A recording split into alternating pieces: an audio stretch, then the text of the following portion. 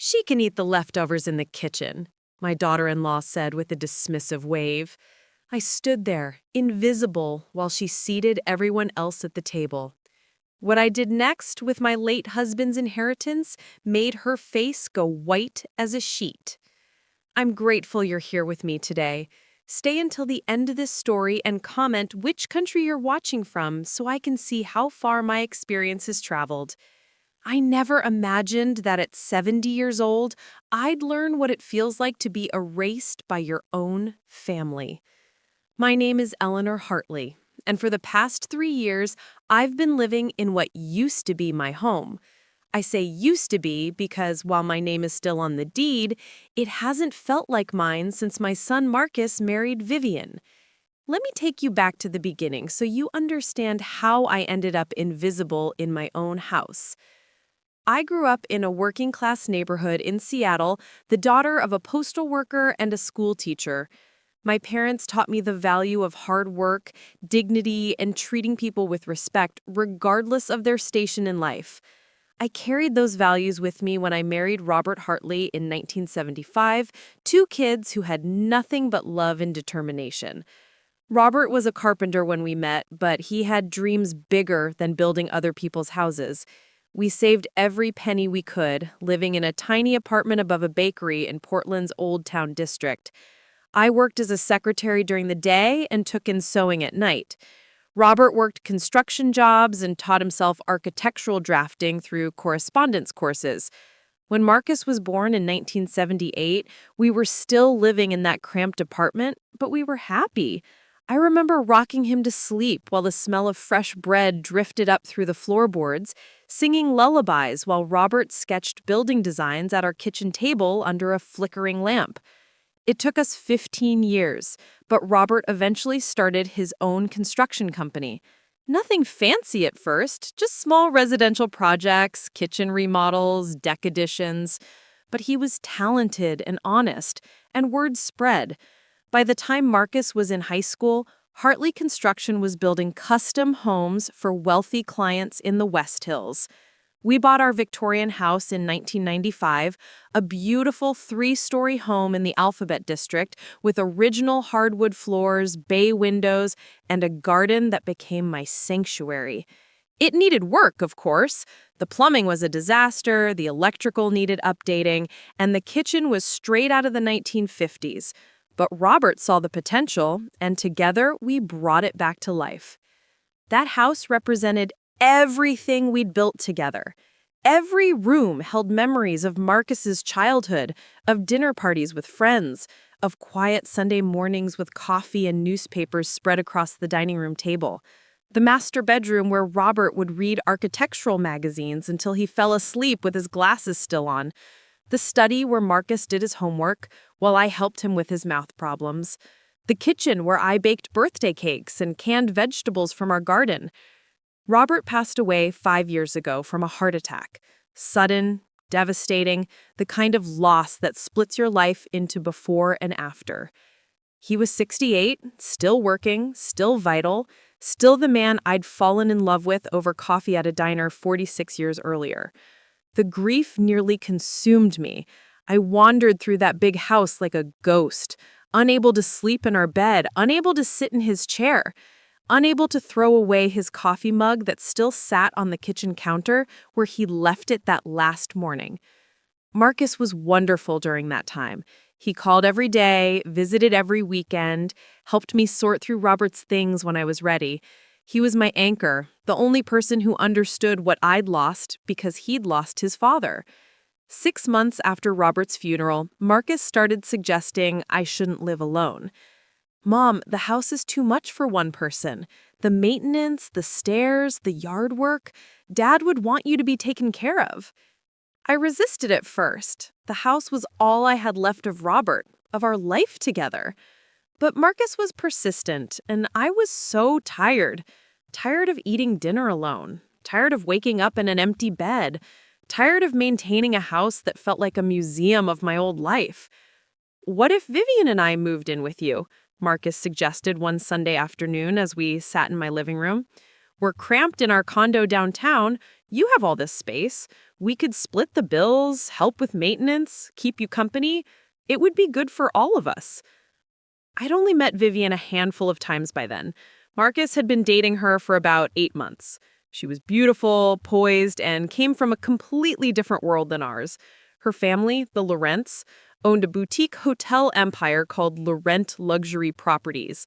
They had locations in Portland, Seattle, Vancouver, and San Francisco, the kind of places featured in glossy travel magazines with rooms that cost more per night than I used to make in a week.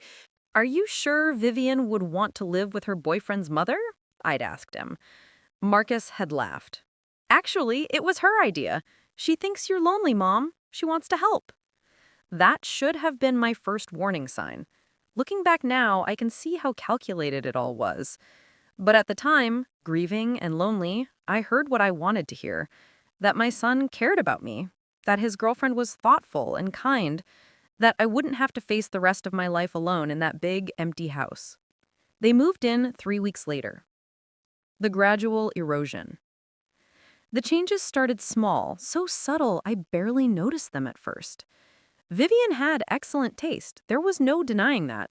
Within a month of moving in, she'd hired an interior designer to update the living room.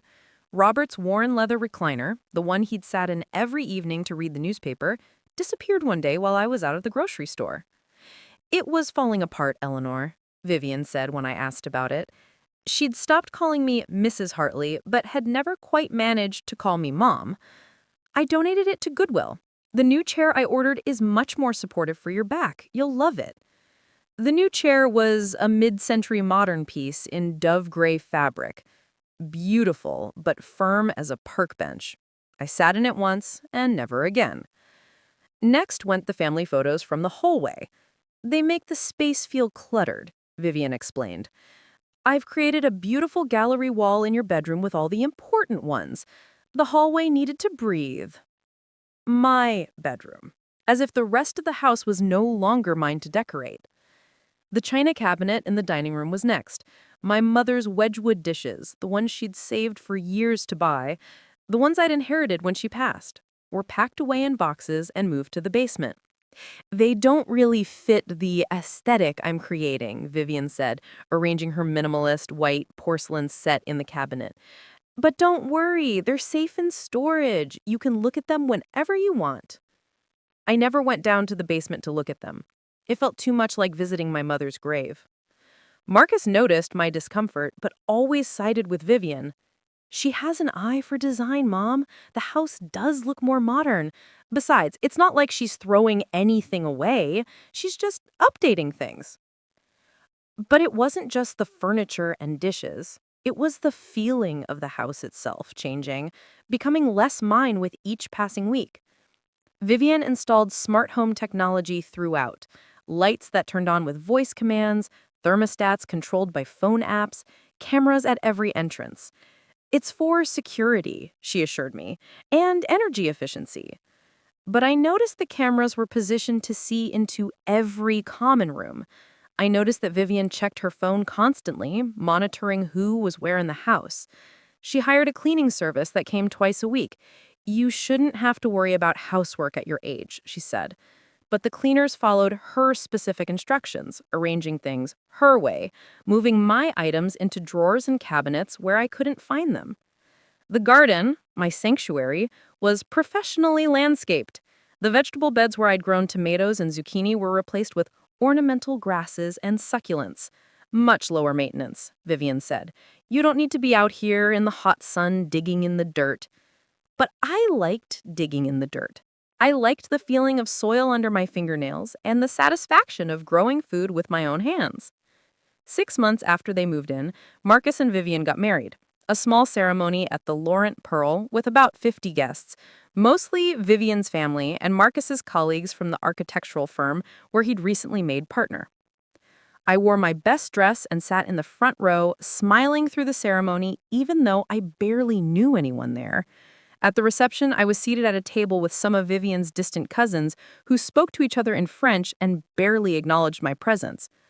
I left early, pleading exhaustion, and went home to the house that felt less like home with each passing day. After the wedding, things accelerated. "Marcus and I need to discuss something with you," Vivienne said one Sunday morning, about a year after they'd moved in. They sat across from me at the kitchen table, Marcus looking uncomfortable, Vivienne composed and direct. "The property taxes have gone up significantly," Vivienne began, "and with the new roof we needed and the foundation work, the house is becoming quite expensive to maintain." I knew where this was going.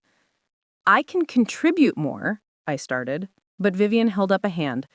"Your Social Security isn't enough to make a significant difference, Eleanor. Let's be realistic." She glanced at Marcus, who nodded. "We'd like to propose an arrangement. Marcus and I will take over all the household expenses. Property taxes, insurance, utilities, maintenance, everything. You won't have to worry about any of it." It sounded generous. It sounded like they were taking care of me. But there was something in Vivienne's eyes, a calculation that made my stomach clench. "That's very kind of you both," I said carefully, "but I don't want to be a burden." "You're not a burden," Marcus said quickly. "We want to do this. We want you to be comfortable." In exchange, Vivienne continued, as if Marcus hadn't spoken, we'd like to make some additional updates to the house.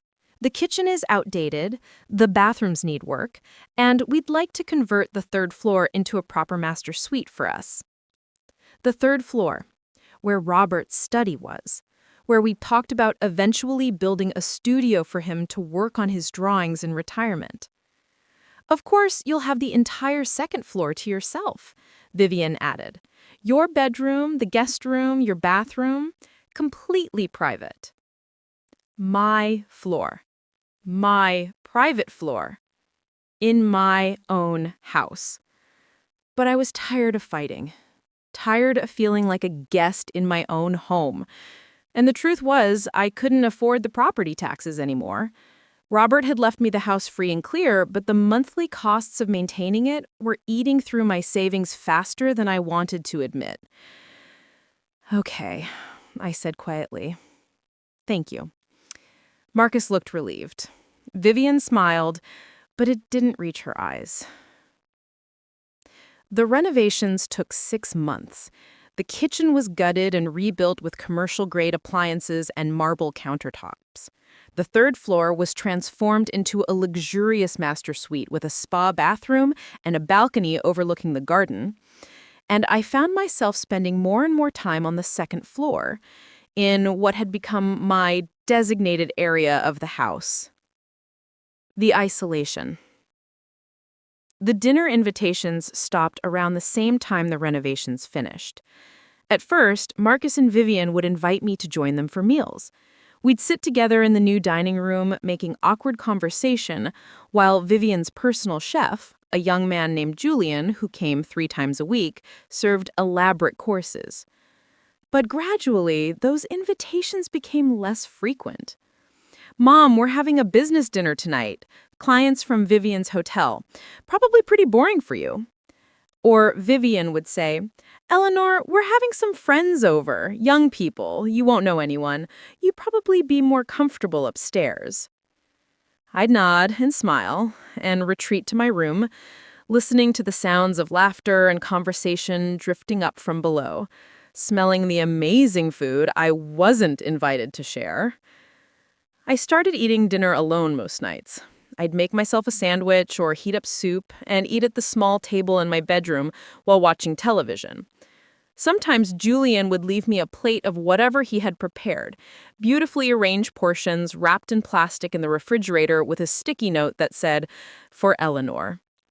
It was kind of him, but it felt like being fed scraps. My social circle had shrunk too.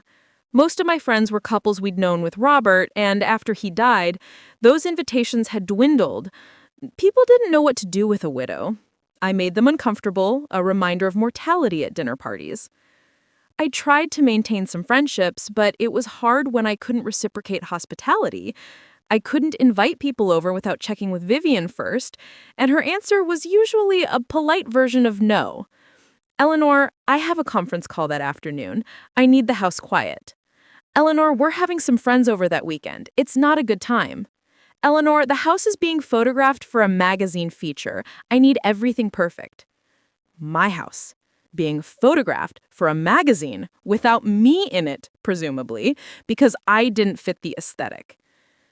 I found myself spending entire days in my room, coming downstairs only when I was sure Marcus and Vivienne were out. I'd make my meals quickly and quietly, then retreat back upstairs like a mouse avoiding a cat. The cameras Vivienne had installed caught everything. I knew she could see when I used the kitchen, when I went to the garden, when I left the house. I felt monitored, watched, judged. One afternoon, about 2 years after they'd moved in, I came downstairs to find Vivienne in the living room with her interior designer, a woman named Petra who wore all black and spoke in a German accent. They were looking at fabric swatches and paint samples, discussing changes to the room. "Oh, Eleanor," Vivienne said, as if just noticing me. "We're working. Could you give us some privacy?" In my own living room, being asked to leave so they could discuss how to redecorate it. I went back upstairs and cried for an hour. That night, I tried to talk to Marcus. I waited until Vivienne was at the hotel for an evening event, and I knocked on his study door. "Mom, hey," he said, smiling as he looked up from his laptop. "What's up?" I sat in the chair across from his desk, the same chair where I used to sit and help him with his math homework 30 years ago. "Marcus, I need to talk to you about the living situation here." His smile faded. "Is something wrong with your room? Do you need something fixed?" "No, it's not that. It's just, I'm feeling very isolated. I barely see you anymore. I'm eating alone every night. I feel like a guest in my own home." Marcus sighed and closed his laptop. "Mom, you're not a guest. This is your house." "Then why do I need permission to use the kitchen? Why am I being asked to stay upstairs when you have company? Why do I feel like I'm in the way all the time?" "You're not in the way," Marcus said, but he wouldn't meet my eyes. "It's just that Vivienne's job requires a lot of entertaining. Important clients, business contacts. These are high-stakes situations, and we need to present a certain image. And I don't fit that image?" He was quiet for a long moment. "It's not about fitting in, Mom. It's about keeping her professional life professional. You understand, don't you?" I looked at my son, this man I'd raised, this child I'd sacrificed so much for, and I saw a stranger. When had he become someone who would choose image over his own mother? He was quiet for a long moment. "It's not about fitting in, Mom. It's about keeping her professional life professional. You understand, don't you?" I looked at my son, this man I'd raised, this child I'd sacrificed so much for, and I saw a stranger. When had he become someone who would choose image over his own mother? "I understand," I said quietly, standing up. "I understand perfectly." I went back to my room and didn't try to talk to him about it again. The dinner party. That brings us to the night that changed everything. The night I finally understood exactly where I stood in my own home. It was a Friday evening in late October, unseasonably cold with rain pounding against the windows. I'd spent most of the day in my room, reading a mystery novel and trying to stay warm. The house was in chaos all afternoon as Vivienne prepared for what she'd been calling the most important dinner of Marcus's career. Marcus had recently been promoted to senior partner at his architectural firm, Donovan and Associates. It was a huge achievement, one he'd been working toward for years. The firm specialized in high-end commercial projects, and Marcus had just landed a contract to design a new Laurent Luxury Properties hotel in Lake Oswego, their first new construction project in 5 years. Vivienne was hosting a celebration dinner for the partners at Marcus's firm, along with key people from her family's company. 12 guests total, all people whose good opinion could make or break careers and secure millions in future projects. I'd watched from my window as catering trucks arrived around 3 p.m., as cases of wine were carried in, as flowers were delivered in enormous arrangements that probably cost more than my monthly Social Security check. Vivienne had hired a celebrity chef from one of Portland's top restaurants, a sommelier who usually worked at the Laurent Pearl, and 2 servers in crisp white shirts and black vests. I could hear her downstairs, directing the staff with the precision of a conductor leading an orchestra. The smells drifting up through the vents were incredible. Roasted meat, fresh bread, herbs, butter, wine. My stomach growled despite the peanut butter sandwich I'd eaten for lunch. Around 5 p.m., I decided to get dressed. I chose my best outfit, a navy blue silk dress I'd bought for Marcus's wedding, paired with the pearl necklace Robert had given me for our 40th anniversary. I did my hair, put on makeup for the first time in weeks, even found my good shoes in the back of the closet. I wanted to look nice for Marcus's celebration. I wanted him to be proud to have his mother there. At 5:30, I came downstairs. The house had been transformed. Candles everywhere, flowers on every surface, the dining table set with china and crystal that caught the light from the chandelier. Vivienne had even hired a musician, a young woman with a cello, who was setting up in the corner of the living room. Vivienne was in the dining room, making final adjustments to the place settings. She was wearing a black cocktail dress that probably cost more than my car, her hair swept up in an elaborate updo, diamonds at her ears and throat. She looked up when I entered, and I saw her expression shift from concentration to surprise to something harder and colder. "Eleanor," she said, and I noticed she'd stopped using even my first name lately, just addressing me when necessary with a tone that suggested I was an interruption. "What are you doing down here?" "I thought I'd join you for dinner," I said, smiling, trying to sound confident. "It's such a special occasion for Marcus. I'm so proud of him." Vivienne set down the napkin she'd been folding and turned to face me fully. Her eyes traveled from my hair to my shoes and back again, assessing, judging, finding me wanting. "I'm sorry, but that's not going to work," she said flatly. My smile wavered. "I'm sorry?" "We have exactly 12 place settings for exactly 12 guests. The seating arrangement is strategic, Eleanor. Every single person at this table serves a purpose for Marcus's career or for Laurent properties. There's no room for additions." The words hit me like a physical blow. No room for additions in my own house at my own table? "But surely we could add one more place," I heard myself say, hating the pleading tone in my voice. "I could help. I don't mind." "Eleanor." Her voice cut through my words like a knife through butter. "This is a carefully orchestrated event. I've spent 3 weeks planning the seating arrangement alone. Do you know who's coming tonight? Richard Donovan, the founding partner of Marcus's firm, Catherine Laurent, my mother, who controls the entire hotel empire, the mayor of Portland, the head of the planning commission. These are people who can make or break careers with a single conversation." She paused, looking at me with something between pity and contempt. "You'd be uncomfortable. The conversation will be about architecture, real estate development, city planning, international hotel management. You wouldn't have anything to contribute.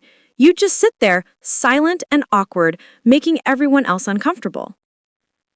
Each word was like a needle, precisely placed to cause maximum pain.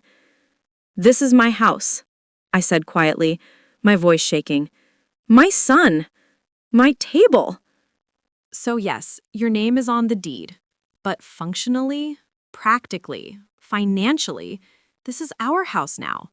Marcus and I have built our life here, invested our money here, created our home here.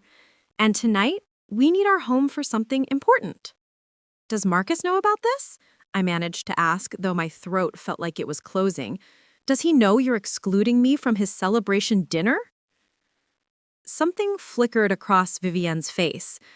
Annoyance, calculation, maybe a hint of satisfaction. Marcus is picking up the final wine order from the Laurent Pearl cellar. He trusts me to handle the details of hosting. She checked her diamond-encrusted watch. The first guests will arrive in 15 minutes. I need you upstairs before then. But I dressed up, I said, and I heard how pathetic it sounded. I wanted to celebrate with my son.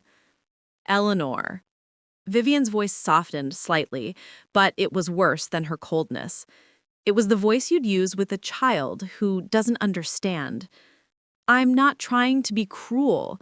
I'm being practical. You living here, using our resources, enjoying the house we maintain, that's generous of us. The least you can do is cooperate when we need something simple. She walked past me toward the kitchen, then paused and looked back. There will be plenty of food left over after dinner. I'll have one of the servers bring you a plate in your room. You can enjoy the meal, just separately. It's better this way. Better? For whom? She can eat the leftovers in the kitchen, I heard her say to someone in the kitchen. The words drifted through the doorway with casual dismissal, as if I were a stray dog who'd wandered in from the rain. I stood there, in my navy dress and my pearls, feeling every one of my 70 years, feeling the weight of being widowed, of being dependent, of being erased one small humiliation at a time. The doorbell rang, the first guests arriving. "Eleanor," Vivienne said sharply, "please." I turned and walked toward the stairs, my legs feeling unsteady in my good shoes. Behind me, I heard Vivienne's voice transform completely, becoming warm and musical as she greeted whoever had arrived. "Richard, Catherine, come in, come in. Let me take your coats. Marcus will be here any minute." I climbed the stairs to the second floor, to my room, to my designated space in the house that was supposedly mine. I closed the door and sat on the edge of my bed, still wearing my pearls, still hoping, somehow, that Marcus would come upstairs and tell me this had all been a misunderstanding. He didn't come. For the next 3 hours, I sat in my room listening to the celebration happening below. The swell of conversation and laughter, the clink of crystal glasses, the strains of the cello playing between courses, the occasional burst of applause. They were celebrating my son's success, in my house, at my table, with my exclusion apparently not even worth mentioning. Around 9:30, there was a soft knock on my door. I opened it to find one of the servers, a young woman probably in her mid-20s, with kind eyes and an uncomfortable expression. "Mrs. Hartley?" she said softly. "Mrs. Laurent asked me to bring you a plate." She handed me a covered dish. I thanked her, my voice barely above a whisper, and she gave me a sympathetic look before hurrying back downstairs. I sat back on my bed and lifted the cover. The plate held the remnants of what had clearly been an extraordinary meal: a small portion of beef Wellington, no longer hot, some roasted vegetables, congealing in their butter, a spoonful of potato gratin with the cheese hardening on top, half a dinner roll. No dessert. It was arranged hastily, without care or thought, like scraps scraped together for an afterthought. This is what I had become, an afterthought, fed leftovers in my room like a pet you couldn't quite get rid of but didn't want around company. I set the plate aside and laid back on my bed, still fully dressed, still wearing my navy silk dress and pearls, staring at the ceiling and let the tears come, silent and hot, rolling down my temples into my hair. I cried for Robert, who would have never allowed this. I cried for the son I'd raised, who had become someone who could let this happen. I cried for myself, for the woman I'd been and the woman I'd become. But most of all, I cried because I didn't know how to fight back. I didn't know how to reclaim my dignity, my home, my life. Not yet. What I didn't know, as I lay there in the darkness, listening to laughter drift up from below, was that within 24 hours, I would discover something that would change everything. Something that would transform my grief and humiliation into cold, calculated fury. something that would make Vivienne Laurent wish she had set a place for me at that table. But that night, all I knew was pain. All I felt was small, invisible, erased. The next morning would bring revelation. But first, I had to survive the night. I didn't sleep that night. How could I?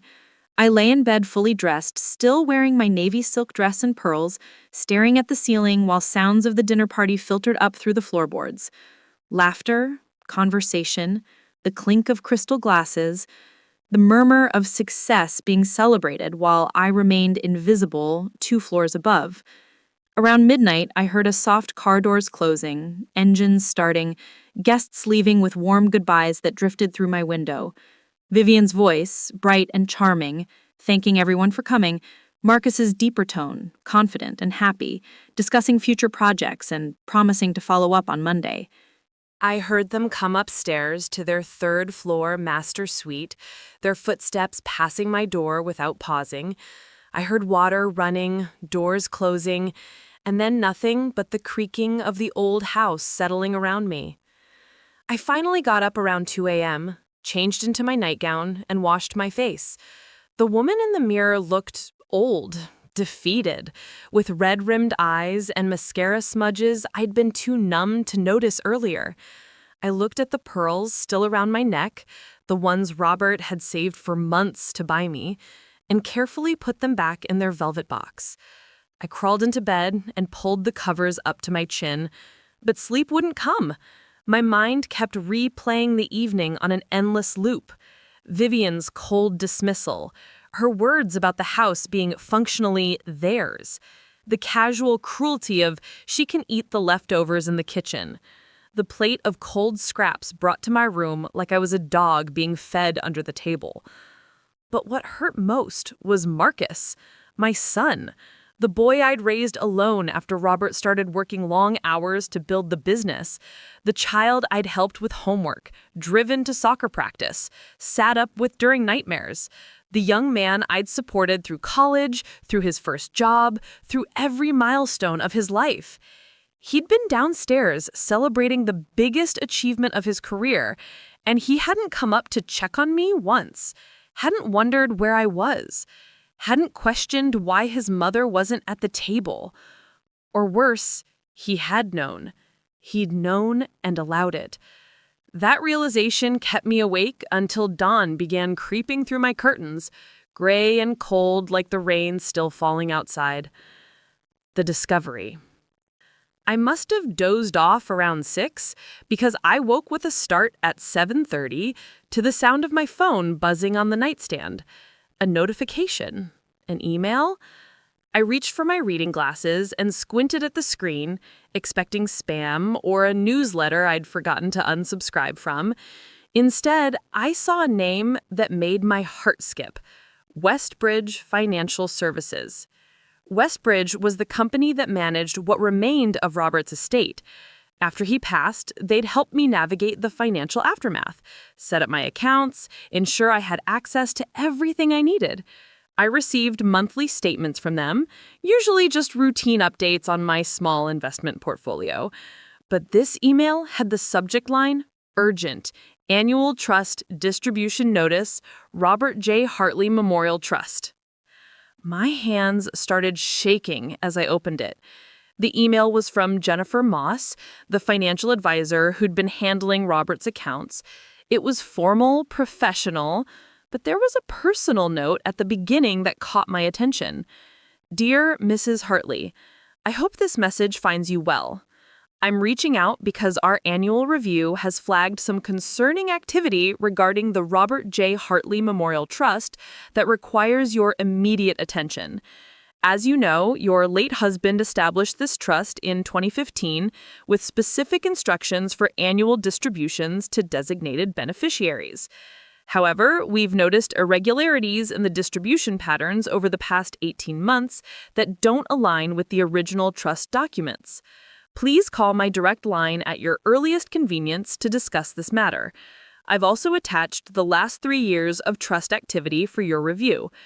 Best regards, Jennifer Moss, CFP, Senior Financial Advisor. I sat up in bed, my heart pounding. Trust? What trust?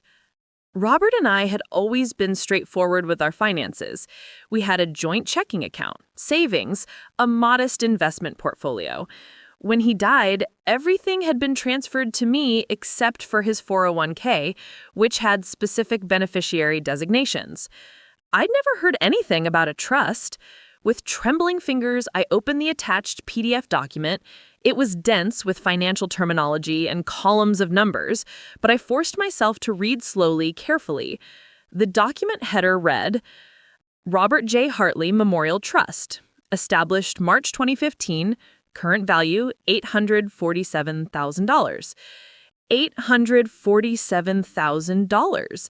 I stared at the number, unable to process it. How could there be a trust worth nearly $1 million that I knew nothing about? I scrolled down, scanning through the document. There were sections labeled principal, growth, annual distributions, and beneficiary designations. My eyes caught on that last one, beneficiaries. According to the document, the trust had 3 designated beneficiaries. Eleanor Margaret Hartley, primary, 60%.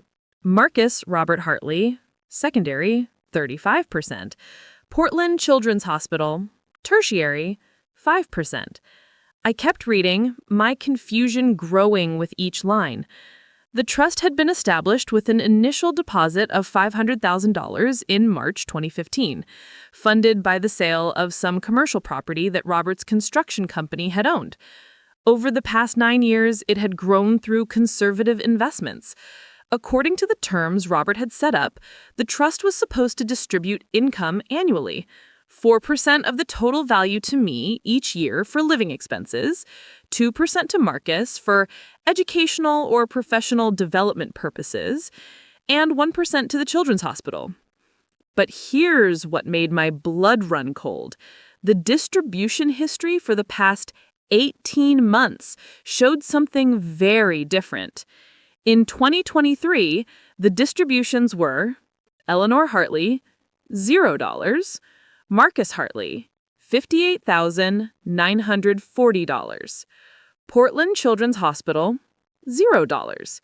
In 2024, year to date, Eleanor Hartley, $0, Marcus Hartley, $63,200, Portland Children's Hospital, $0.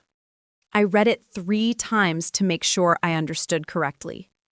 Over the past year and a half, Marcus had received over $120,000 from a trust I didn't know existed, money that was supposed to be distributed according to Robert's wishes, with the majority coming to me. Money I'd never seen. My hands were shaking so badly, I almost dropped the phone. I scrolled further down the document looking for any explanation, any note that would make this make sense. That's when I found the authorization forms.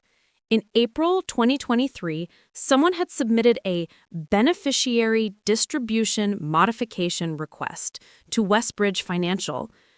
The request had changed the distribution schedule, redirecting all annual disbursements to Marcus to assist with significant home renovation and family care expenses.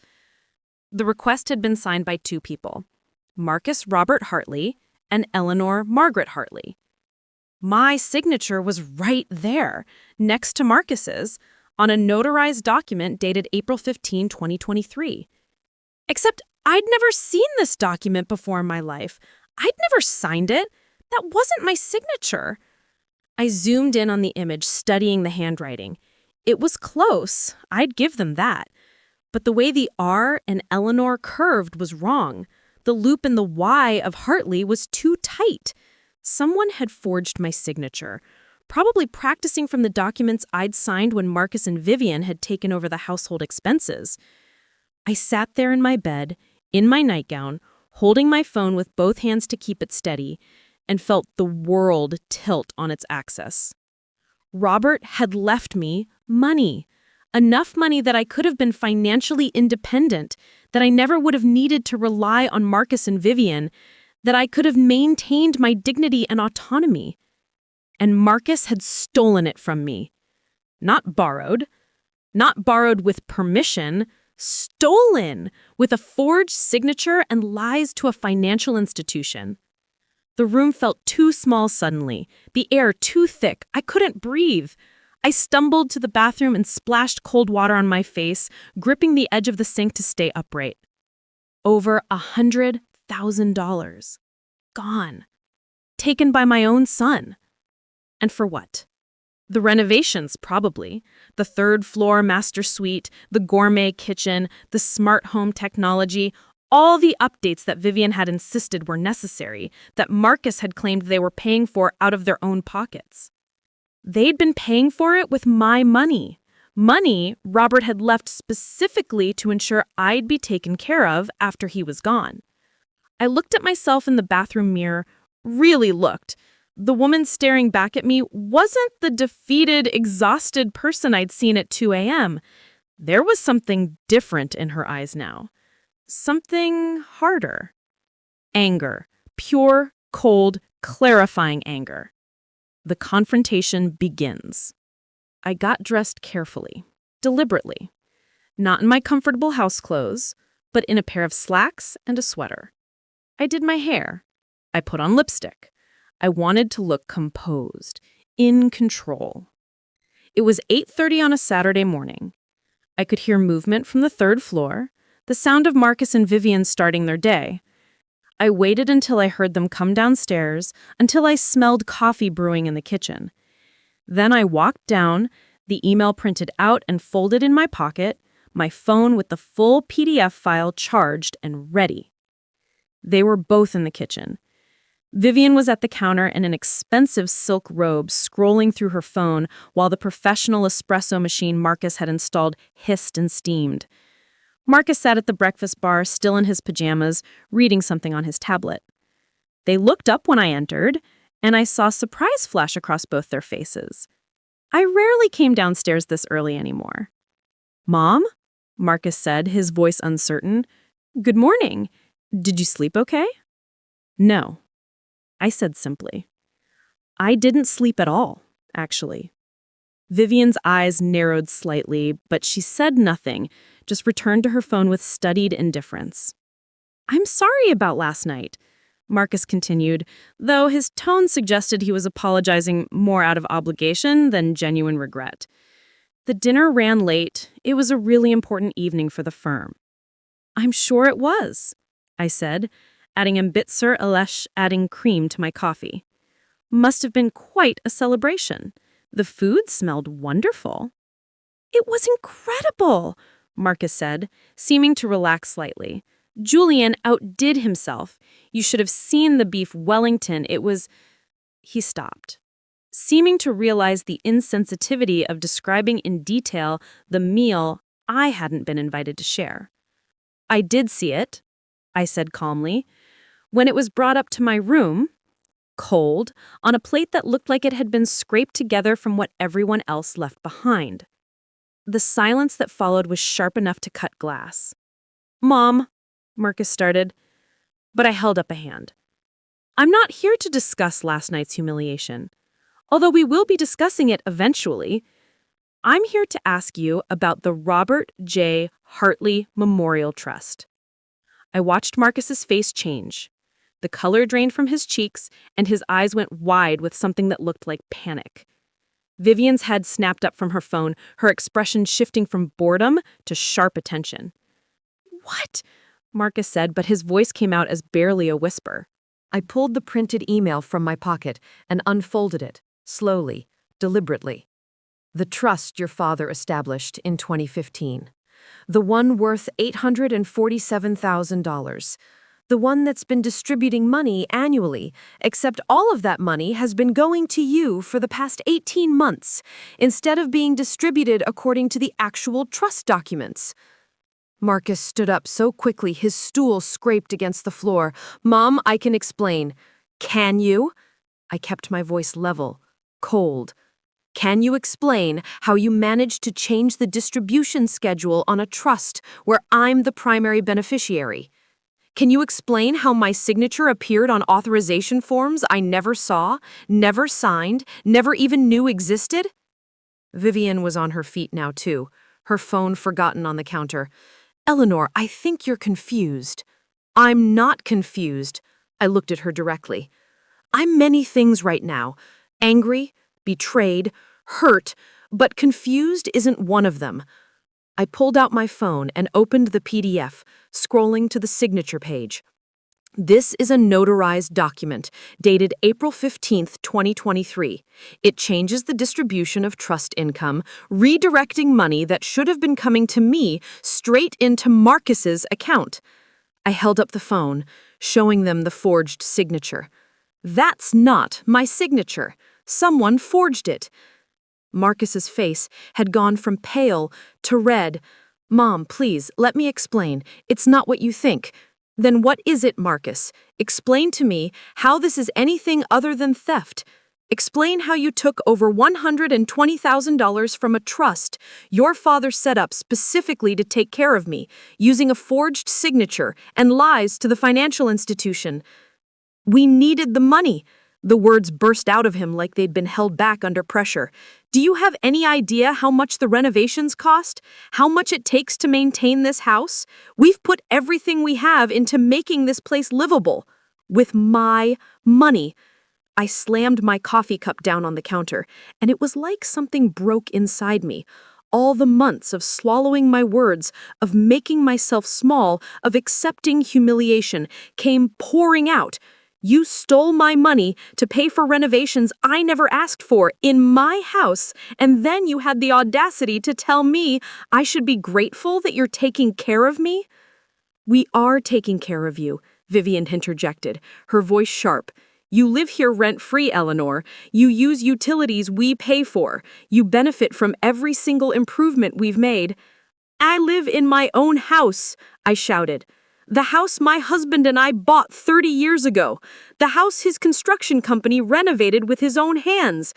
And you've turned me into a tenant, a guest who has to stay in her room when you have company, who gets fed leftovers like a dog. That's not fair, Marcus said, but he wouldn't meet my eyes. Isn't it?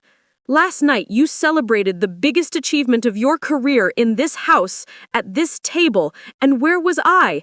Upstairs, alone, eating cold scraps on a plate.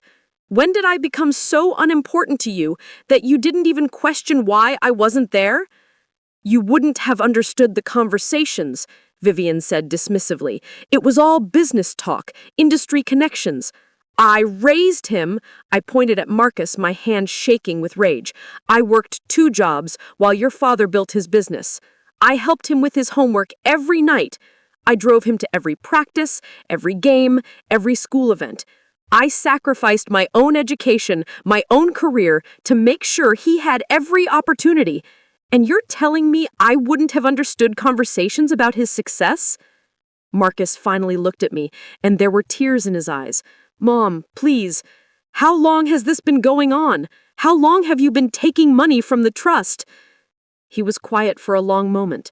Then, quietly, since we moved in, since we started the renovations, 3 years. For 3 years, he'd been stealing from a trust his father had set up to protect me. The first year was different, Marcus said quickly, as if explaining would make it better. The first year, I only took what was designated for me in the original distributions.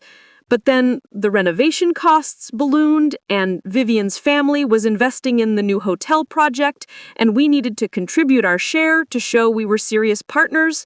So you stole from your mother, I finished for him. I borrowed, he insisted. I was going to pay it back. I just needed time to... You forged my signature, Marcus. That's not borrowing. That's fraud. That's elder financial abuse. The words hung in the air like poison gas. Vivienne recovered first, her composure sliding back into place like a mask. I think you're being very dramatic, Eleanor. This is a family matter. These things can be worked out internally. Can they? I looked at her, really looked at her, and saw her clearly for the first time. You knew about this, didn't you? This wasn't just Marcus making poor decisions. You planned this together. That's not, Marcus started, but Vivienne cut him off with a hand on his arm. We made financial decisions as a married couple, decisions about how to best manage family resources and investments. If there were some administrative errors in the process, administrative errors, I couldn't believe what I was hearing. You're calling forgery and theft administrative errors? I'm calling it a misunderstanding that can be resolved, Vivienne said, her voice taking on that condescending tone I'd come to hate. You're upset, understandably. Last night was stressful for everyone. Why don't you go upstairs, calm down, and we can discuss this rationally later? Go upstairs, I repeated slowly, to my room, like a child being sent away while the adults talk. Mom, she's just trying to, Marcus began. I know exactly what she's trying to do, I interrupted. She's trying to make me feel like I'm overreacting, like I'm being unreasonable, like I'm the problem. I looked between them, these two people who had systematically stripped away my dignity, my autonomy, and my financial security. But I'm not the problem here. You are. We'll pay it back, Marcus said desperately.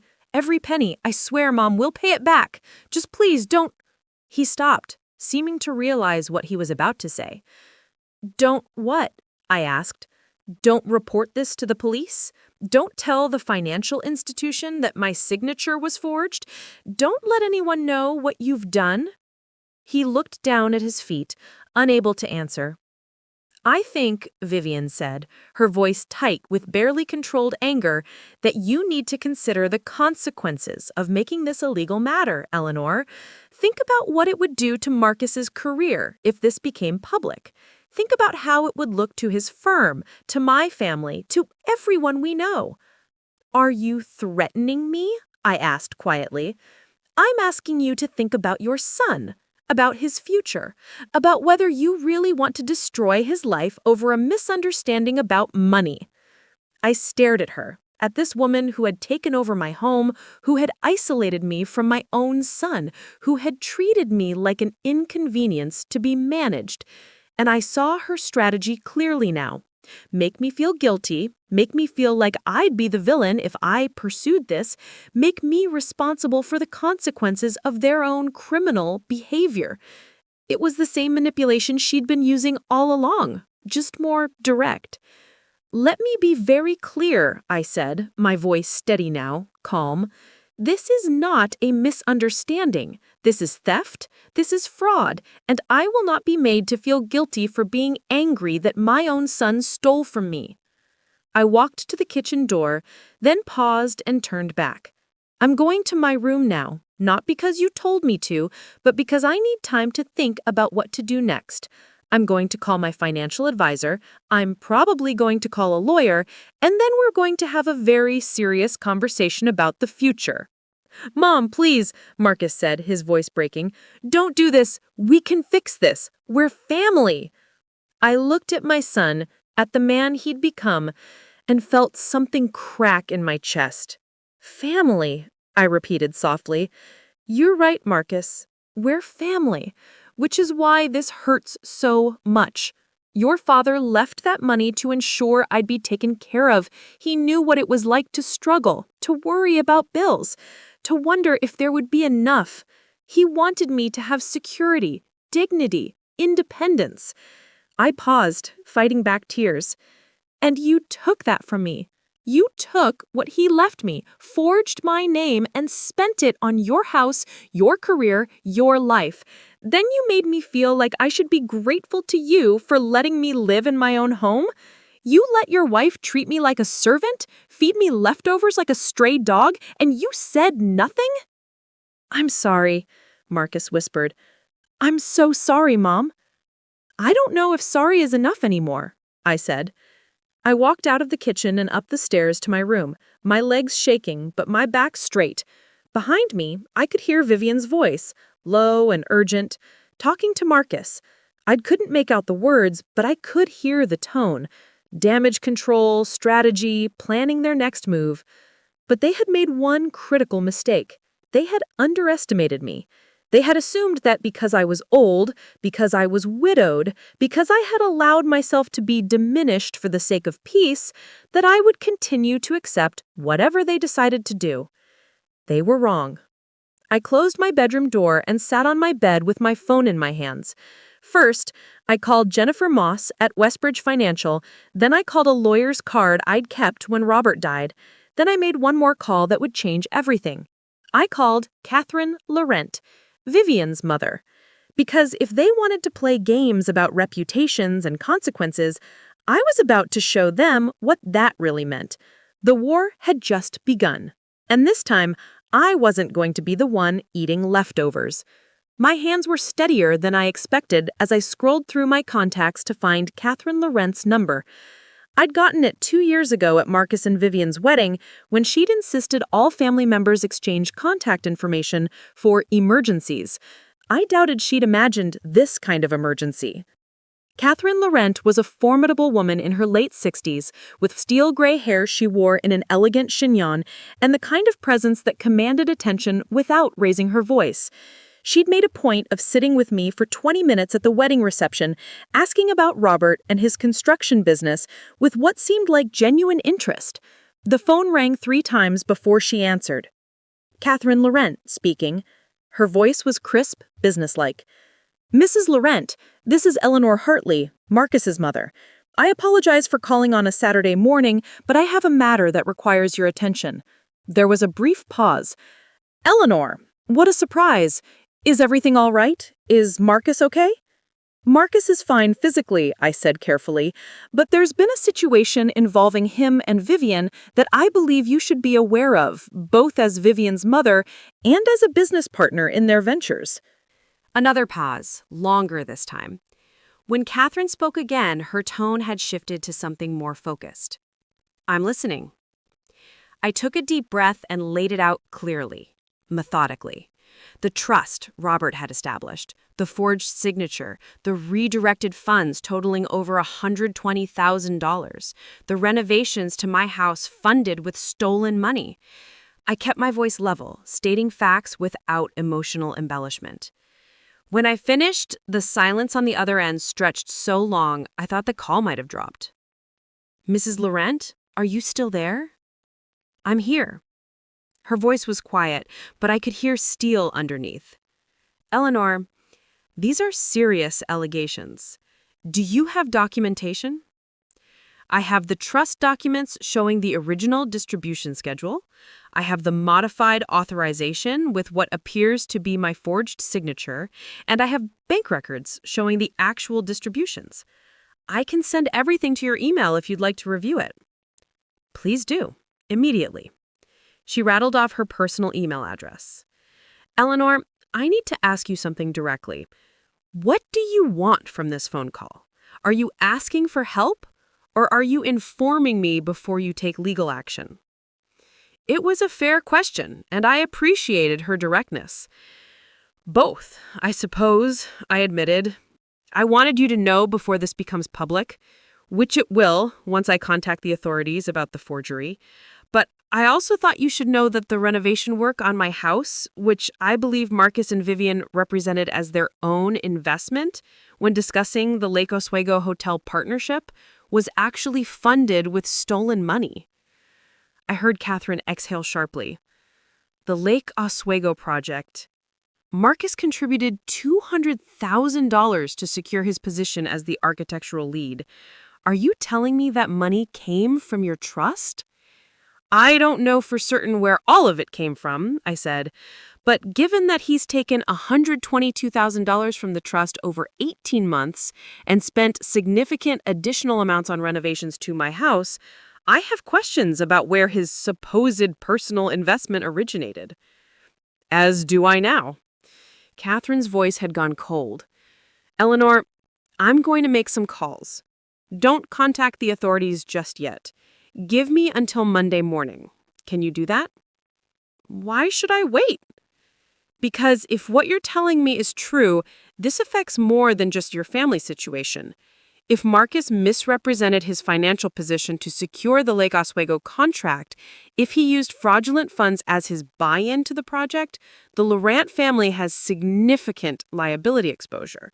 I need to protect our interests before this becomes a legal matter. I understood what she was really saying. She needed to distance the Laurent family business from Marcus before the scandal broke. Monday morning, I agreed. But Mrs. Laurent, I want you to know something. Last night, Vivienne excluded me from a dinner party in my own home. She told me I could eat leftovers in the kitchen after the guests were done. She's been systematically erasing me from my own life for 3 years, while she and Marcus spent my money to fund their lifestyle. I see. Catherine's voice softened slightly. Eleanor, I won't make excuses for my daughter, but I will look into this thoroughly. You have my word on that. After we hung up, I sat on my bed feeling something I hadn't felt in years. Hope. Not the desperate hope of someone waiting to be rescued, but the solid hope that comes from taking action, from refusing to be a victim anymore. I forwarded all the documentation to Catherine's email. Then I called Jennifer Moss at Westbridge Financial. Jennifer's revelation. Jennifer Moss had been handling Robert's accounts since 2010, recommended by his accountant when the construction business started generating significant income. She was thorough, honest, and genuinely cared about Robert as a client and a person. Mrs. Hartley, she said when she answered, and I could hear the relief in her voice. Thank you for calling back so quickly. I've been worried since I sent that email. Tell me everything, I said. How did this happen? How could someone change the distribution schedule without my knowledge? Jennifer sighed.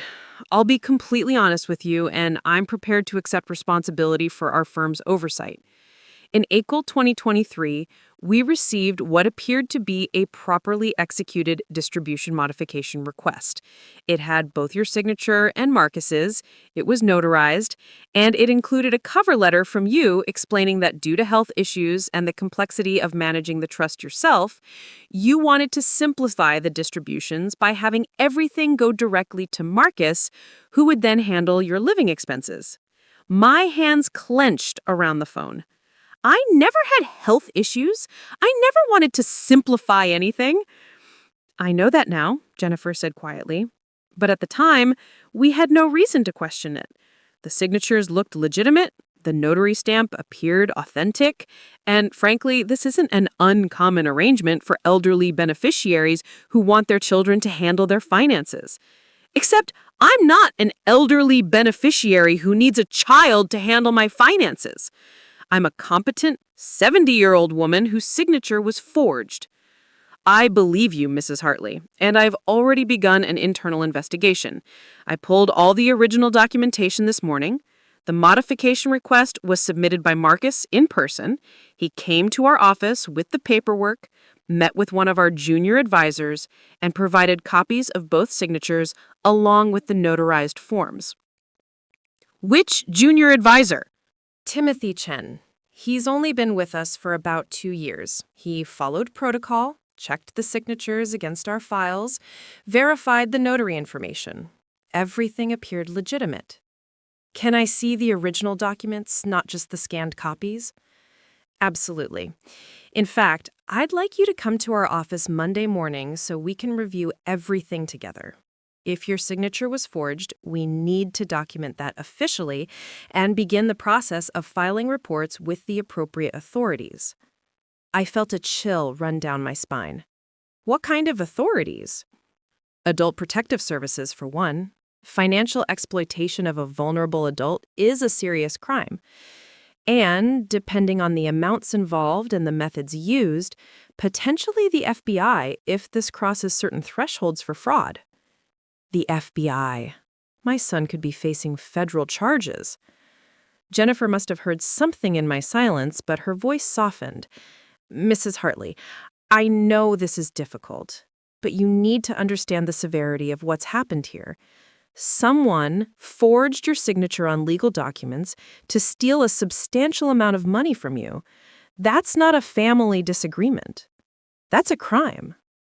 I know, I whispered. I just never thought I'd be in this position with my own child.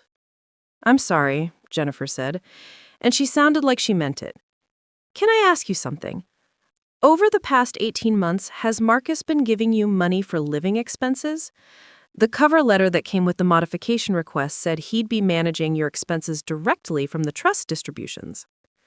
I thought about the past year and a half. Marcus and Vivienne had taken over all the household bills. They'd told me not to worry about money, that they were taking care of everything. I'd been relieved at the time, grateful not to have to worry about the rising property taxes and maintenance costs. But Marcus had never given me money directly. No monthly allowance, no expense account, nothing. He'd simply told me everything was taken care of. No, I said. He hasn't given me anything.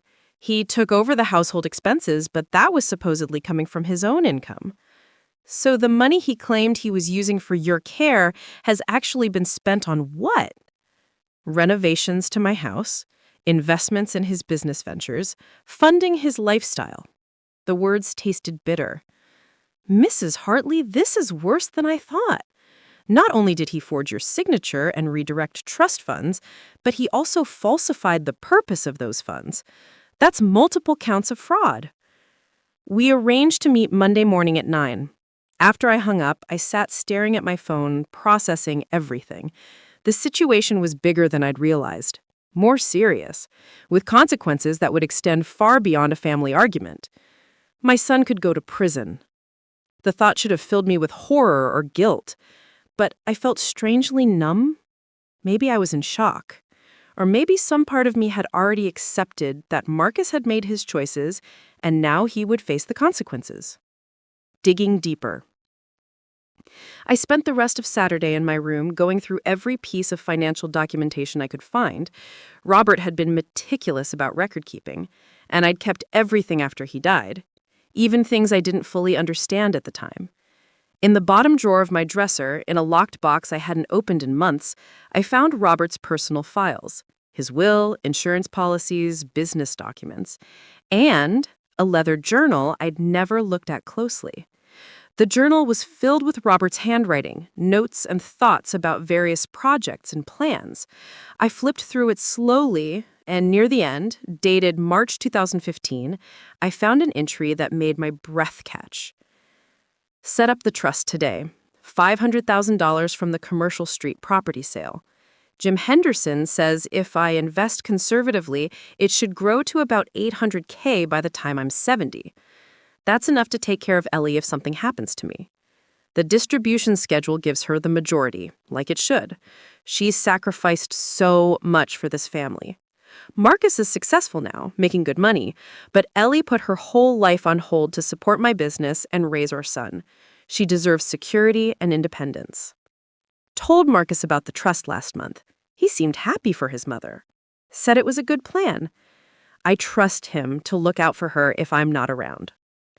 I read that last line 3 times, each reading more painful than the last. Robert had told Marcus about the trust. Marcus had known for 9 years that his father had set aside money specifically to ensure I'd be financially secure. He'd known the money was meant for me, that it was meant to give me independence and dignity. And he's stolen it anyway. I pressed the journal to my chest and let myself cry for a few minutes, mourning not just the loss of money, but the loss of the son I thought I'd raised. The Marcus who sat at the same kitchen table doing homework when I helped him with math problems wouldn't have done this. The Marcus who cried at his father's funeral and promised to take care of me wouldn't have done this. But that Marcus was gone, if he'd ever really existed. The man downstairs, the one who had forged my signature and spent my money and let his wife treat me like he had help, was a stranger. When the tears stopped, I turned to my laptop and started doing research. I needed to understand exactly what Marcus and Vivienne had been doing with the money, and I needed documentation that would stand up in court if it came to that. I started with the obvious, the renovation costs. Marcus had mentioned that the work had ballooned beyond initial estimates. I searched my email for any correspondence about the renovations and found what I was looking for in messages from early 2023. The original estimate from the contractor, a company called Premier Home Solutions, had been $95,000 for the kitchen remodel and third-floor master suite conversion. But I found subsequent invoices showing the final cost had been $187,000, nearly double the original quote. I dug deeper, looking at the itemized charges. Top-of-the-line appliances, custom cabinetry, imported tile, a spa bathtub that cost $12,000 alone. These weren't necessary renovations, they were luxury upgrades. And Marcus had paid for all of it with my money his father had set aside to ensure I'd never have to worry about having a roof over my head or food on my table. Next, I researched the Lake Oswego Hotel project. A quick Google search turned up several articles about Laurent Luxury Properties' plans to build a new boutique hotel on the lakefront. The project was estimated at $45 million, with construction set to begin in early 2025. One article specifically mentioned Marcus. Marcus Hartley, senior partner at Donovan & Associates and son-in-law to Catherine Laurent, will serve as lead architect on the project. Hartley has invested significantly in the development, demonstrating his commitment to the Laurent family business. Invested significantly, with money he'd stolen from his own mother. I found more articles, press releases, planning commission documents. Marcus's name was everywhere, positioned as a key player in what was being called the most ambitious Laurent Properties project in a decade. His entire career advancement was built on fraud. The weekend of silence. The rest of Saturday and all of Sunday passed in strange silence. I stayed in my room, venturing downstairs only once on Saturday evening to get a glass of water. I heard Marcus and Vivienne moving around the house, heard low conversations I couldn't quite make out, heard the front door opening and closing as they came and went. No one knocked on my door. No one tried to talk to me. I ordered food delivery on Sunday, having it left on the front porch so I wouldn't have to interact with anyone. I ate in my room, continued my research, and made detailed notes of everything I was discovering. Sunday evening, around 7, my phone rang. Catherine Laurent. "Eleanor," she said without preamble, "I've spent the weekend reviewing the documents you sent and making inquiries. I need to meet with you tomorrow morning before you meet with your financial advisor. What did you find? It's better discussed in person. Can you meet with me at my office at 8? I'm at the Laurent corporate headquarters downtown." I agreed and hung up, feeling a mixture of anxiety and anticipation. Catherine Laurent didn't strike me as someone who wasted time on unnecessary meetings. If she wanted to see me in person, she'd discovered something significant. That night, I finally slept, exhausted from 2 days of investigation and emotional turmoil. But my dreams were troubled, filled with images of Robert looking disappointed and Marcus as a child, back when I still believed I was raising someone honest and kind. Catherine's office. Monday morning, I dressed in my best business attire, a gray pantsuit I'd bought years ago for a company event at Robert's construction firm. I did my makeup carefully, pinned my hair back in a neat bun, and looked at myself in the mirror. I looked like someone who meant business. Good. I slipped out of the house at 7:15 before Marcus and Vivienne were awake. I didn't leave a note. I didn't owe them an explanation of where I was going or what I was doing. Laurent corporate headquarters occupied the top 3 floors of a downtown high-rise with views of Mount Hood on clear days. The lobby was all marble and glass, with the Laurent logo, an elegant script L, displayed prominently behind the reception desk. "Eleanor Hartley to see Catherine Laurent," I told the receptionist, a young woman with an impeccable manicure and a professional smile. She made a quick call, then directed me to the elevator. "Top floor, suite 3000. Mrs. Laurent is expecting you." The elevator opened directly into a reception area that screamed quiet wealth, original artwork on the walls, leather furniture, fresh flowers. A different receptionist, this one an older man with kind eyes, greeted me by name and led me to Catherine's office. Catherine stood as I entered, coming around her massive desk to shake my hand. She was dressed in a charcoal suit with a silk blouse, every inch the successful businesswoman. "Eleanor, thank you for coming. Please, sit." She gestured to a seating area by the windows, 2 chairs facing each other across a low table. "Coffee? Tea?" "Coffee would be wonderful, thank you." She poured from a carafe that had been waiting on the table, then settled into the chair across from me, holding her own cup with both hands. "I'm going to be direct," she said. "I've reviewed all the documentation you sent, and I've had my legal team look into Marcus's financial history, particularly as it relates to his involvement with Laurent Properties." She set down her coffee cup and pulled a folder from the table, opening it to reveal several documents. Marcus has represented himself as having significant personal wealth when negotiating his role in the Lake Oswego project. He provided documentation showing assets of approximately $750,000, which justified his $200,000 investment and his position as lead architect. She slid a paper across to me. It was a personal financial statement with Marcus's name at the top, dated 6 months ago. I scanned the document. It showed the house valued at $650,000 with no mortgage, investment accounts totaling $180,000, business equity of $120,000. The total assets added up to nearly $1 million. "This is fraudulent," I said immediately. "The house is in my name, not his. He doesn't own it." "I'm aware," Catherine said. "I had our attorneys pull the property records this morning. The deed shows Eleanor Margaret Hartley as the sole owner, has since 1995. There's no joint ownership, no transfer of title, nothing that would justify Marcus claiming the house as his asset." "What about the investment accounts?" Catherine pulled out another document. "I had someone check. The accounts he listed here correspond to the trust distributions he's been receiving. He's essentially listed your stolen money as his own assets."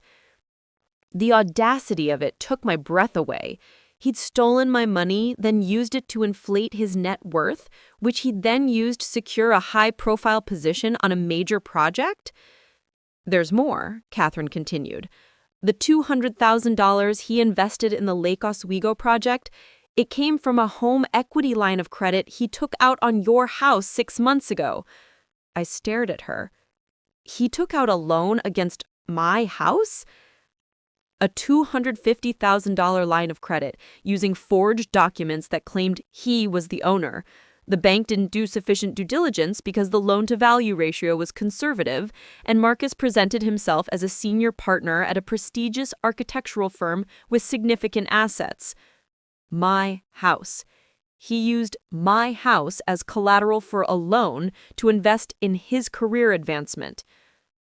"How is that even possible?" I asked, my voice shaking.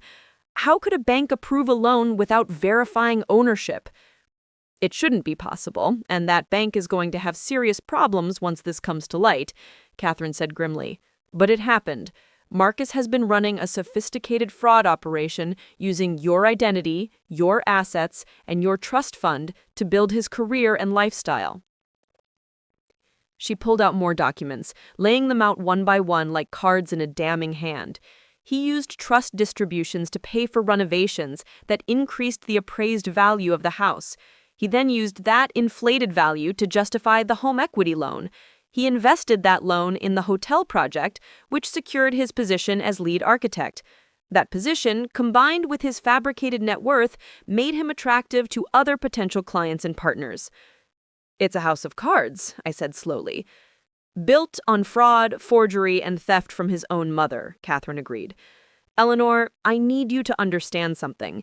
This isn't just about your family anymore. Laurent Properties has significant liability exposure here. If it becomes public that our lead architect on a $45 million project got his position through fraud and misrepresentation, we could face lawsuits from investors, challenges from competitors, regulatory scrutiny." "What are you saying?" Catherine looked at me directly. "I'm saying that as of this morning, Marcus Hartley is no longer associated with Laurent Properties in any capacity. I've already had our attorneys draft termination documents and contract cancellations. He will receive notification within the hour." "You're firing him from the Lake Oswego project." "I'm severing all ties between my family's company and your son, yes. But Eleanor, I'm also here to offer you something." She pulled out a final document and slid it across to me. "This is a proposal. Laurent Properties will cover all your legal expenses in pursuing criminal and civil action against Marcus. We'll provide you with the best attorneys money can buy. In exchange, when this becomes public, which it will, you'll make clear that the Laurent family had no knowledge of Marcus's fraudulent activities and took immediate action once they came to light. I looked at the document, then back at Catherine. You want me to help protect your family's reputation. I want to help you get justice while protecting my family's business, yes, but Eleanor, I'm also offering this because what happened to you was wrong. My daughter participated in humiliating and isolating you while benefiting from stolen money. That's not how I raised her, and it's not behavior I'll defend or enable. You're willing to turn against your own daughter? Catherine's expression hardened. I'm willing to hold my daughter accountable for her choices. There's a difference. Vivienne is an adult who made decisions that have consequences, just as Marcus is an adult who made decisions that have consequences. She stood and walked to the window, looking over the city. I built this company from nothing, she said quietly. My husband and I worked 20-hour days for years to make Laurent Properties what it is today. We built our reputation on integrity, on delivering quality, on treating people fairly. I will not let my daughter destroy that because she wanted a bigger house and a more prestigious lifestyle. She turned back to me. So yes, I'm offering you resources to pursue this legally, but I'm also doing it because it's the right thing to do. You're a 70-year-old woman who was systematically exploited by people you trusted. You deserve justice. I stood and walked over to her, extending my hand. Then we have a deal, Mrs. Laurent. She shook my hand firmly. Call me Catherine. And Eleanor, when this is over, when the legal battles are done and the dust has settled, I hope you'll consider letting me help you get your house back in order. Not with my daughter living there, obviously, but as your home again. Thank you, I said, and I meant it.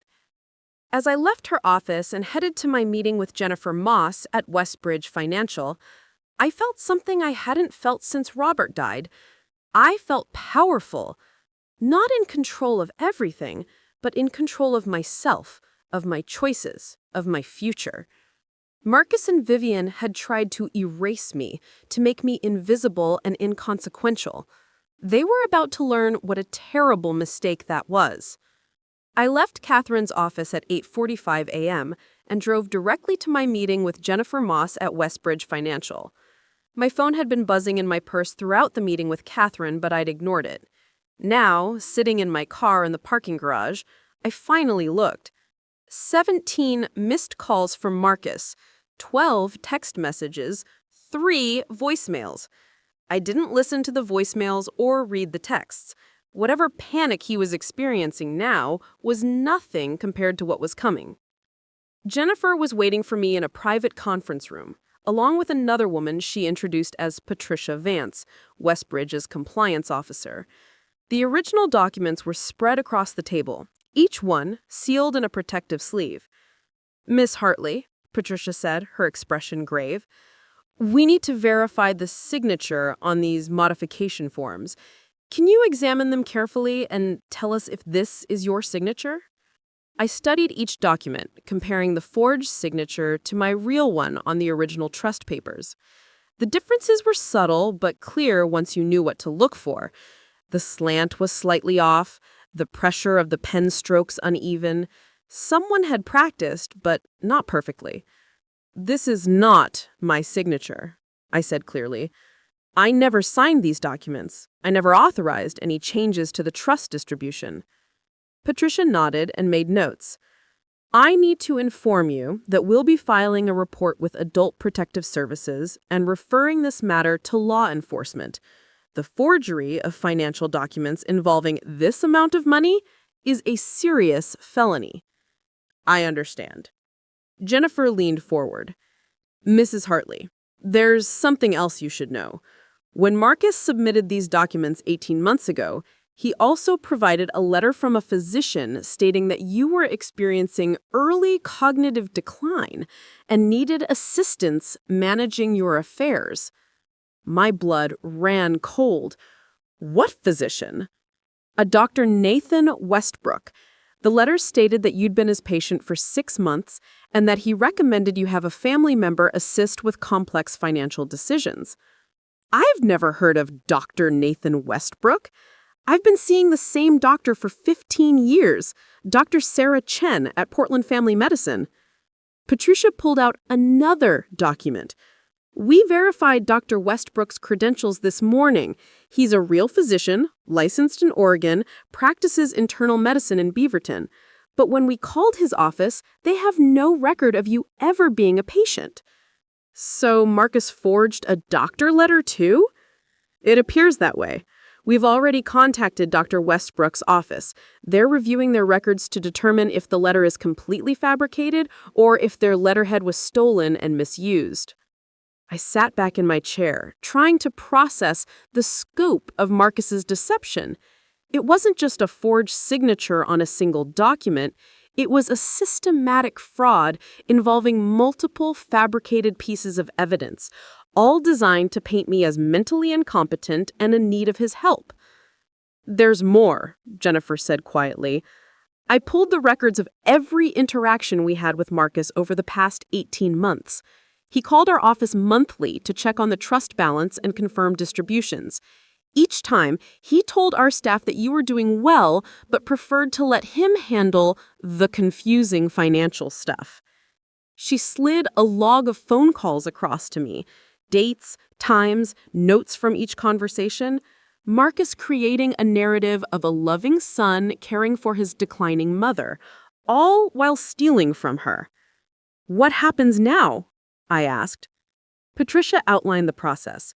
The financial institution would file reports with law enforcement and adult protective services.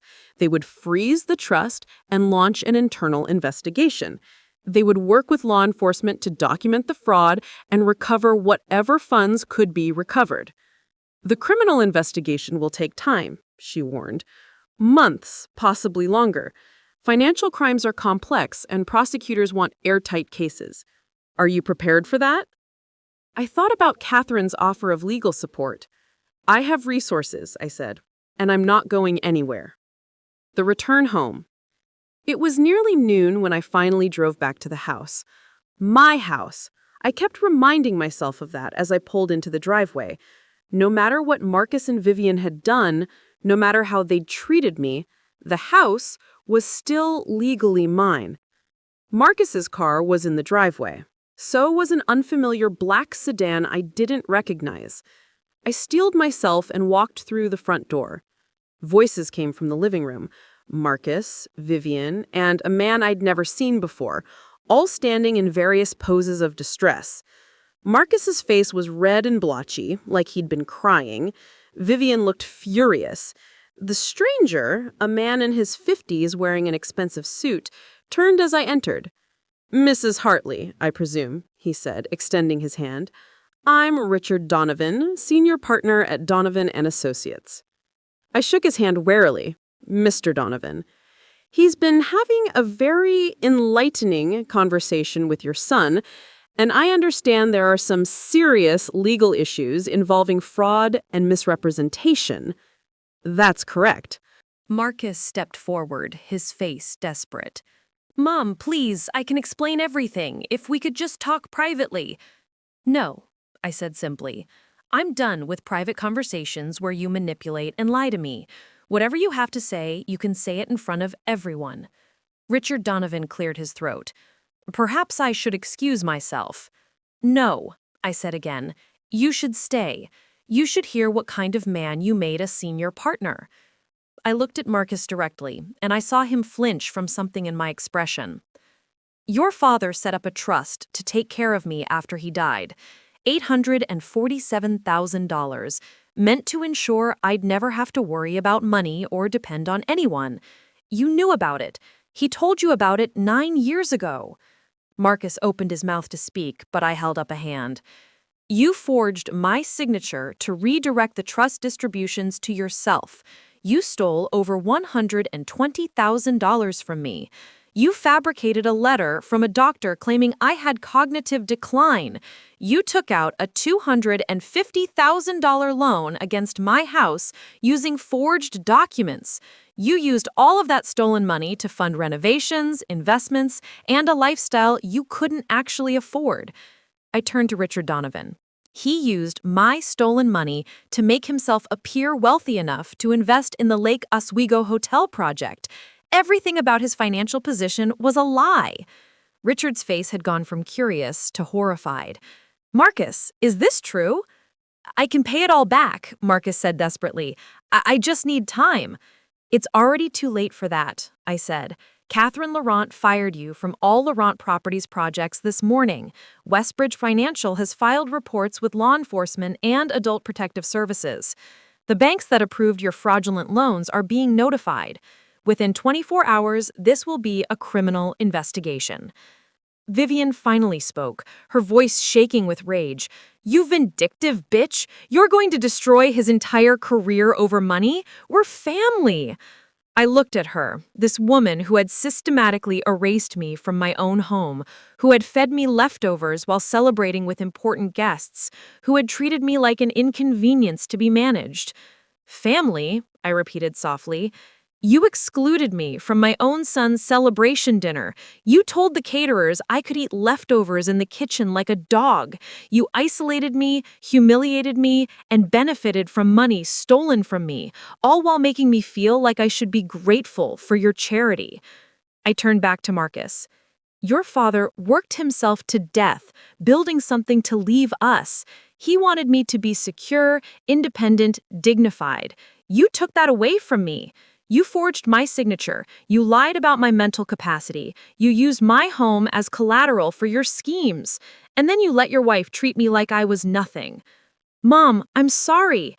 "I don't care if you're sorry," I said, and I was surprised by how calm my voice sounded. "I care about justice. I care about making sure you face consequences for what you've done. And I care about making sure no one ever has to go through what you put me through." Richard Donovan cleared his throat. "Marcus, I think you need to understand that as of this moment, you're suspended from the firm pending investigation. Given the severity of these allegations, if they're proven true, we'll have no choice but to terminate your partnership and report you to the State Bar Association." "Richard, please," Marcus began. "Save it," Richard said curtly. "I've built my firm's reputation over 30 years. I will not have it destroyed because one of my partners is a thief and a fraud. Mrs. Hartley, you have my full support in pursuing this legally. If you need testimony or documentation from the firm, you'll have it." He nodded to me and walked out, leaving Marcus standing there looking like his world had collapsed, which, I suppose, it had. The aftermath. The next 72 hours were a blur of police interviews, meetings with lawyers, and phone calls with various financial institutions. Catherine made good on her promise, providing me with a top-tier legal team that moved with impressive speed. Marcus and Vivienne moved out of the house on Wednesday, taking only their personal belongings. The renovations, the furniture, the expensive appliances they'd installed, all of it stayed, purchased with my stolen money and therefore mine by right. I watched from my bedroom window as they loaded boxes into a moving truck, Vivienne's face tight with fury, Marcus moving like a man in a daze.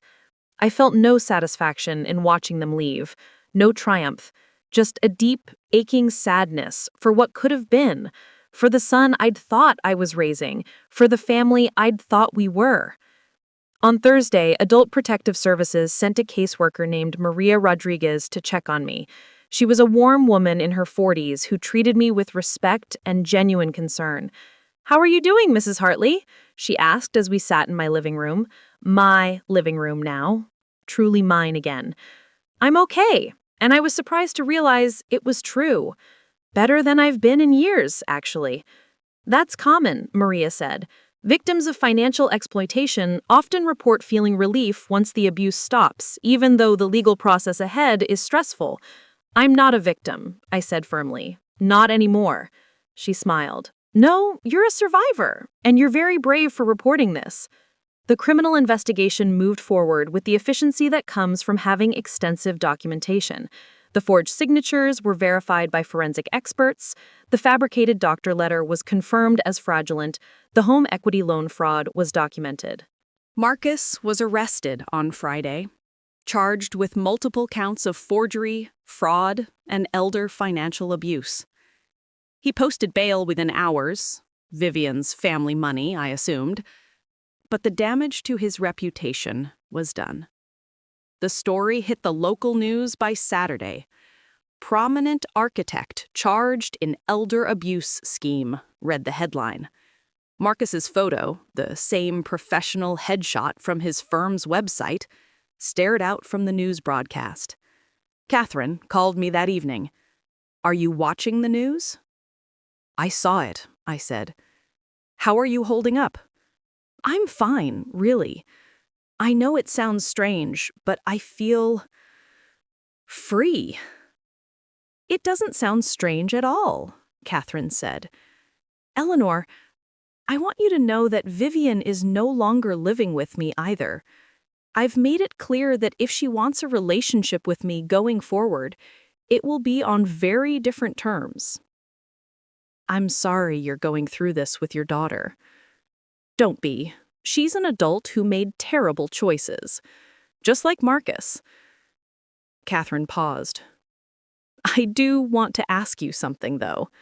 Once this settles down, once the legal matters are resolved, would you consider having dinner with me? A real dinner, where you're the guest of honor, not someone eating leftovers in the kitchen?"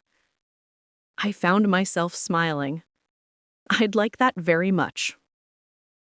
6 months later. The legal process took exactly as long as Patricia had predicted. Months. But with Catherine's legal team and the overwhelming evidence, the outcome was never really in doubt. Marcus pleaded guilty to avoid trial.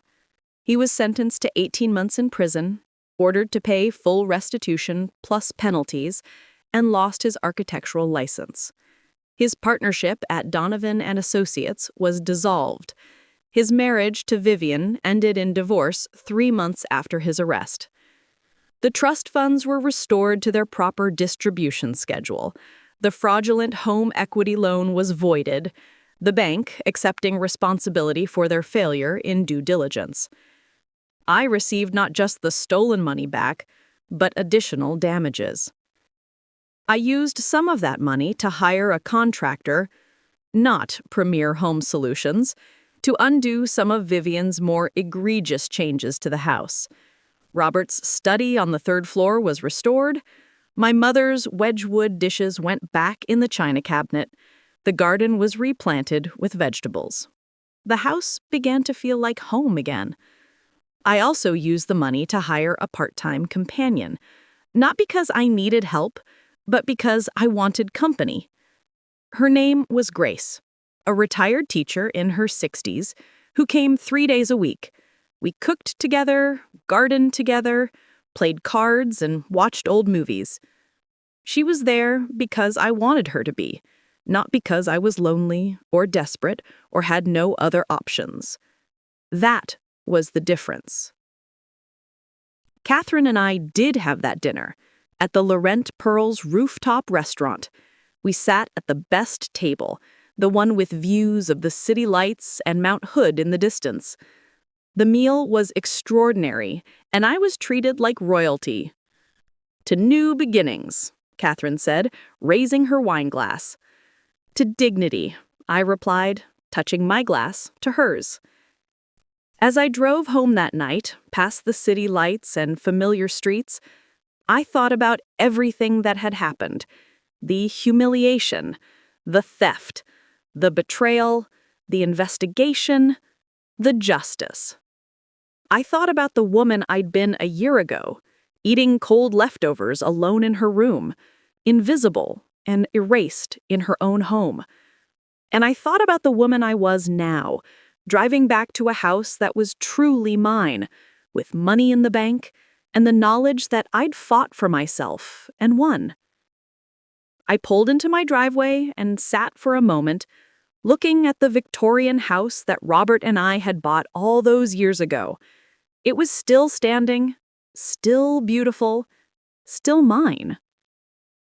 Marcus had tried to steal my security, my dignity, my home, and my future. He failed. I walked up the front steps, unlocked my door, and stepped into my home. Grace had left a lamp on in the living room and a note on the kitchen counter. Leftover soup in the fridge if you're hungry. The good kind, not the leftovers in the kitchen kind. See you Tuesday. G. I smiled, heated up the soup, and ate it at my dining room table, the table Robert and I had bought at an estate sale 30 years ago, the table where my son should have celebrated his successes with his mother instead of excluding her. I ate slowly, savoring every bite, surrounded by my mother's china and my own memories, in my own home. I was 70 years old, and I had finally learned what I should have known all along. I was worth more than leftovers. I was worth respect, dignity, and love, and anyone who couldn't see that had no place in my life, son or not. Epilogue. If you've stayed with me until the end of this story, thank you. I know it wasn't easy to hear. Family betrayal never is. But I want you to know something. If you're in a situation where family members are exploiting you, isolating you, making you feel small or unimportant, you don't have to accept it. You deserve dignity. You deserve respect. You deserve to be treated as a full human being, not as someone's convenience or burden. It's never too late to stand up for yourself. It's never too late to say no. It's never too late to reclaim your life. I'm living proof of that. Now, I want to hear from you. Have you ever experienced something similar? How did you handle it? What would you do in my situation? Comment below and let me know which country you're watching from. And if my story helped you in any way, if it gave you courage or hope or just the knowledge that you're not alone, please share it with someone who might need to hear it. Thank you for listening to my story. Thank you for being here. Remember, you're worth more than leftovers. You're worth the whole meal.